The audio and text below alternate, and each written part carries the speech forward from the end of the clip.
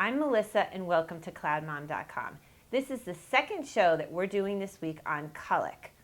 What do you do when you have a colicky baby? And in the first show we talk about what are the reasons why colic happens, when does colic happen, what are the signs that your baby might have colic. And in this show we're talking about what are the things you can do, what are the remedies for colic, okay? So watch that other show if you think you might be dealing with a colicky baby. This show will hopefully give you some of the recommended things that you can try to do to help you and your baby get through this situation. Okay, so when a baby's colicky, and again, gas is considered to be one of the major things that could cause colic or can cause colic, you're going to want to pay even more attention to the manner, the style in which you're feeding that baby. You're going to want to take your time with feeds, sitting upright, having the baby sit upright, and you're going to want to be burping your baby frequently to try to prevent an excess of gas, which might be causing the baby a lot of discomfort and might be the real reason behind the colic. Okay, so in addition to that, you're going to be paying very close attention if you're formula feeding or if you're supplementing with frozen breast milk. You're going to be paying very close attention to the kind of bottle that you're using. And again, there's a lot of bottles on the market that advertise themselves as being great against colic. I've got a survey show on some of those bottles. I hope you'll check it out, and please weigh in if there's a bottle that you found to be particularly helpful, because I'd love to know about it. So the bottle is very, very important, and equally important actually is the nipple, the size of the hole in the nipple. You want it to be not too small, which can ask the baby to work too hard to get the milk, and not too big, which can give the baby excess air. So you want to get to the right size hole nipple in addition, okay? Given those things, if you feel like you have a good feeding system in place, your baby's still going through a lot of colic, here's some of the other things you're going to want to think about doing, okay? The AAP recommends a tummy massage, which you have to do safely, but the way you do is by putting the baby on your lap, turning the baby over, and gently massaging the baby on the back. They think that's a very comfortable position that can release some of the gas and make the baby feel a little bit more comfortable. So give that a try. Again, you want to be careful with it. Number 2, singing.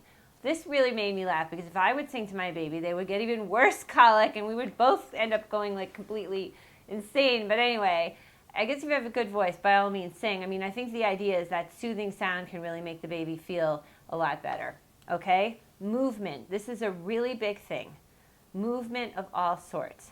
Walking the baby in a carrier, strolling the baby around in the stroller, whether out of the house or inside the house, rockers, swings, all sorts of things that can promote movement of the baby. I even had a brother whose baby had terrible colic who put the baby in the car and drove in the middle of the night to try to get the baby to calm, to soothe the baby. So anyway, people will resort to almost anything when it comes to colic. So you really want to keep that in mind, that movement can be very, very helpful, okay? Pacifiers. Pacifiers can really, really help with colicky babies.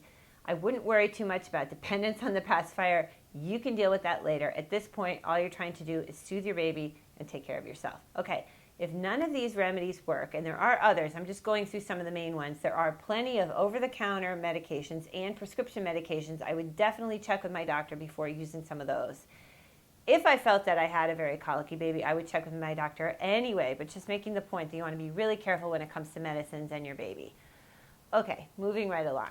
The second part of this equation is you, mom or dad. You have a colicky baby, so guess what? You need to take care of yourself too, because this is a very, very hard and frustrating thing to deal with. So I would bring in as many reinforcements as I could, whether it is through family members, neighbors that you trust, babysitters, somebody that you trust to come in and help you with the baby for a few hours so you can get outside, get a break, take a shower, and preserve your mental sanity. Studies show that adults who are close to babies, who cry for extended periods of time, can really suffer from stress and anxiety. It's a very, very hard thing to deal with. So make sure you take care of yourself. And remember that colic ends. In almost all normal cases, colic is over within a few months of age, either by 3 months, some say by 5 months. It will end. So even though you're dealing with this, and it seems like such a tricky thing, and as if it will never end, it will end and you will get through it. Okay, so I hope that these remedies were helpful to you. If you've had a baby with colic and you have other good ideas for dealing with it, please comment on the site. I'd love to hear what you think and for other moms to be able to see that as well. Thank you so much for watching CloudMom.com, and see you next time.